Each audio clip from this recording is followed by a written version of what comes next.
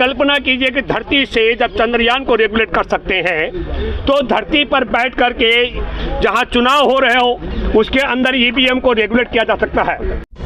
जब नरेंद्र मोदी 26 मई 2014 को शपथ ग्रहण करते हैं उसके बाद में नरेंद्र मोदी ने सारे केंद्रीय मंत्रालय के सचिवों की एक मीटिंग बुलाई। वहां कोई मंत्री नहीं था और सबको एक मोबाइल नंबर से अवगत कराया गया।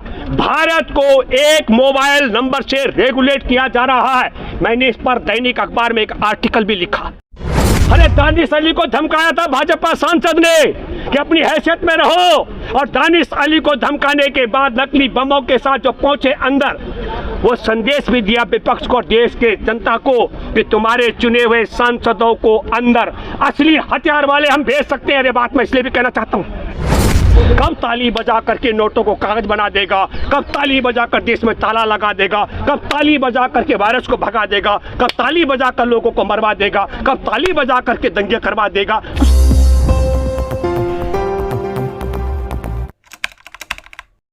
ईवीएम पर सवाल उठाए जा रहे हैं, बैलेट पेपर से चुनाव की मांग की जा रही है, कैसे देखते हैं 2024 से पहले क्या? देखिए, आपका जो सवाल है और तमाम जो मैं ये मानता हूँ कि आप ये देश के लिए सौभाग्य की बात है कि बीएसएनएल के नेटवर्क के माध्यम से हम यहाँ से चंद्रयान को रेगुलेट करते हैं। तो आप कल्पना कीजिए कि धरती से जब चंद्रयान को रेगुलेट कर सकते हैं तो धरती पर बैठ करके जहाँ चुनाव हो रहे हो उसके अंदर ईवीएम को रेगुलेट किया जा सकता है। लेकिन मैं आपके माध्यम से जो बहुत बड़ा सवाल उठ रहा है, हम भी मानते हैं कि बिल्कुल चुनाव में वोट ऐसा होना चाहिए जो वोटर को पता लगे मैंने वोट किसको दिया, उसे उल्टे पलटे कोई उसे हटा ना सके, मिटा ना सके, वोट पारदर्शी तरीके से देना चाहिए। हम बहुत पहले से कहते रहे बैलेट पेपर के माध्यम से वोट होना चाहिए।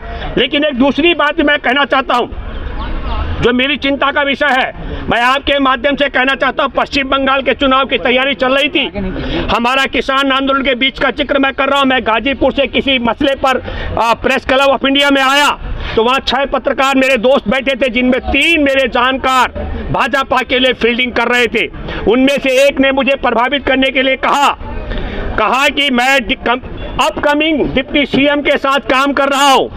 मैं यहाँ से गाजीपुर गया और मैंने गाजीपुर से अपील की, हमने भारत में यात्राएं की, संविधान सम्मान यात्रा, नशा मुक्ति यात्रा का यात्राएं की।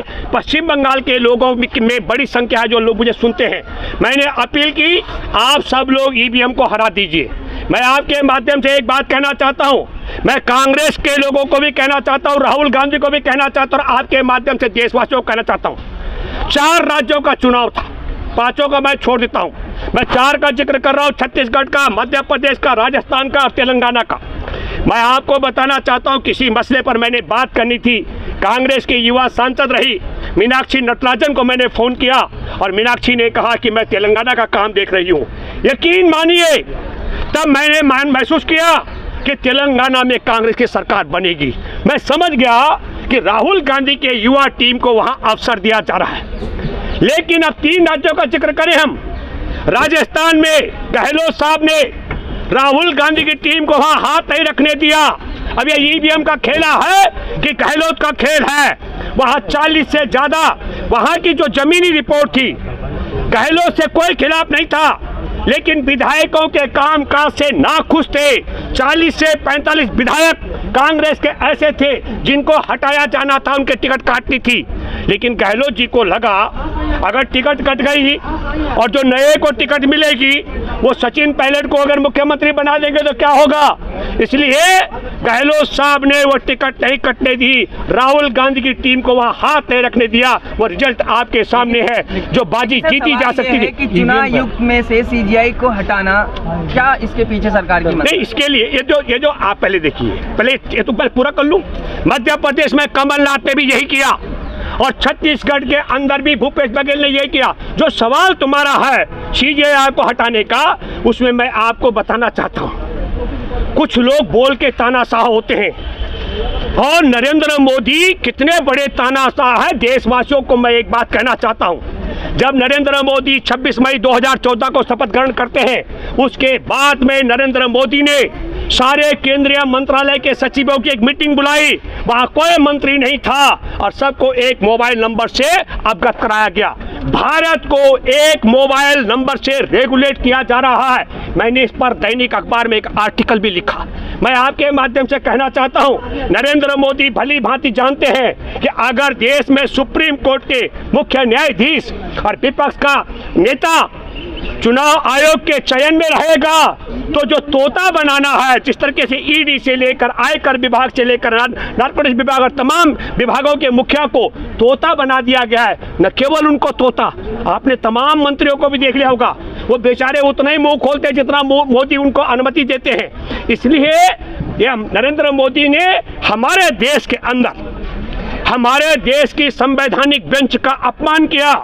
ये सुप्रीम कोर्ट की संवैधानिक बेंच का फैसला था और उसका अपमान करने के लिए आप सब लोगों ने देखा आनन फानन में, क्योंकि राज्यसभा में अल्पमत में थे तो राज्यसभा में बहुमत लाने के लिए क्या किया। क्रोनोलॉजी को आपको समझना पड़ेगा। वो क्रोनोलॉजी क्या है कि योजनाबद्ध तरीके से दो युवाओं को, इनका प्रताप सिम्हा है, उस संसद के पास पर संसद के अंदर नकली बमों से संसद के अंदर पहुंचाया गया। इससे एक तीर के दो शिकार हुए। विपक्ष ने कहा कि गृह मंत्री आके जवाब दे, तो उनको उठा के बाहर कर दिया, उन्हें अल्पमत में कर दिया। और दूसरा संदेश क्या दिया, अरे दानिश अली को धमकाया था भाजपा सांसद ने कि अपनी हैसियत में रहो, और दानिश अली को धमकाने के बाद नकली बमों के साथ जो पहुंचे अंदर, वो संदेश भी दिया विपक्ष को, देश के जनता को, कि तुम्हारे चुने हुए सांसदों को अंदर असली हथियार वाले हम भेज सकते हैं। ये बात मैं इसलिए भी कहना चाहता हूँ, चौकीदार है ना, नहीं, इस बात को मैं प्रमाणित कहता हूँ। हमारे देश के अंदर अफजल गुरु ने 2004 में कहा था कि डीएसपी देवेंद्र सिंह संसद पर हमला कराने वाला आतंकियों का सरगना, पाकिस्तान का यार और देश का गद्दार है। उसने मुझे विवश किया कि मैं दिल्ली लेकर जाऊं उसके आतंकियों को, उनके लिए घर लूं और गाड़ी लूं। लेकिन सर एक चुनाव आयोग निष्पक्ष चुनाव पर धांधली कहां? नहीं, एक मिनट, इसको पहले पूरा कर दूं। तब क्या हुआ?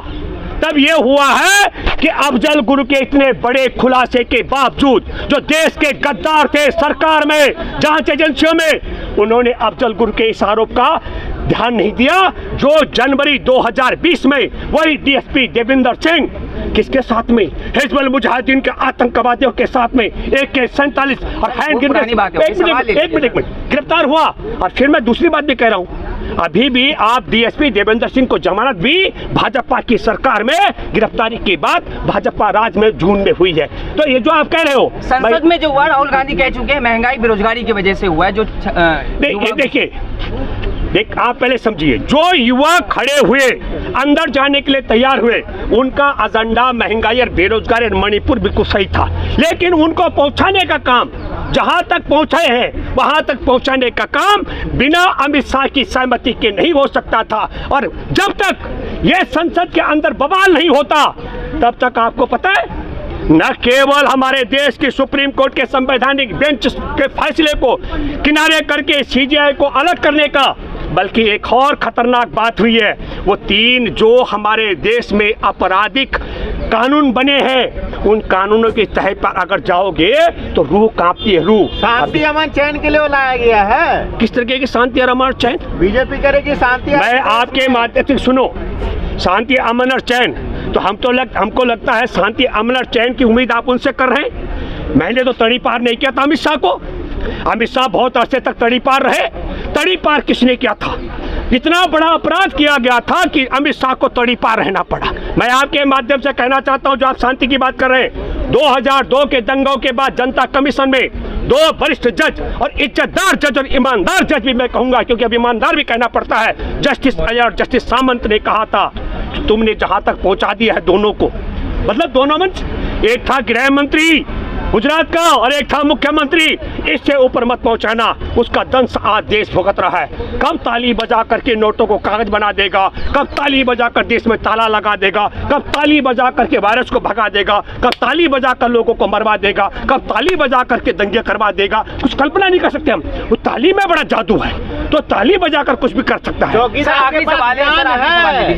देश का चुनाव आयोग निष्पक्ष चुनाव कराता है, कहाँ ईवीएम में धांधली होती है? कहते हैं विपक्ष से सबूत दीजिए अगर धांधली होती है। देखिए, एक बात जो मैंने आपसे कहा और आपके माध्यम दर्शकों को कहना चाहता हूँ, एक बात तो आप समझ लीजिएगा कि आप बहुत बड़ी बेईमानी नहीं कर सकते, पर आटे में नमक की तरह चोरी हो सकती है। और आटे में नमक की तरह चोरी का भी का तरीका है, जैसे मैंने आपसे कहा कि हमारे BSNL के नेटवर्क के माध्यम से हम यहाँ से मंगलयान को, चंद्रयान को संचालित कर सकते हैं। तो बहुत हो सकता है कि EVM में भी हैकिंग हो सकती है। राम मंदिर का उद्घाटन होने वाला, आप खुशी है कि नहीं? आप नहीं, देखिए एक बात समझिएगा, मैं भारत के हिंदुओं को जानता हूँ, शायद ही कोई हिंदू होगा जिसके घर में मंदिर नहीं होगा।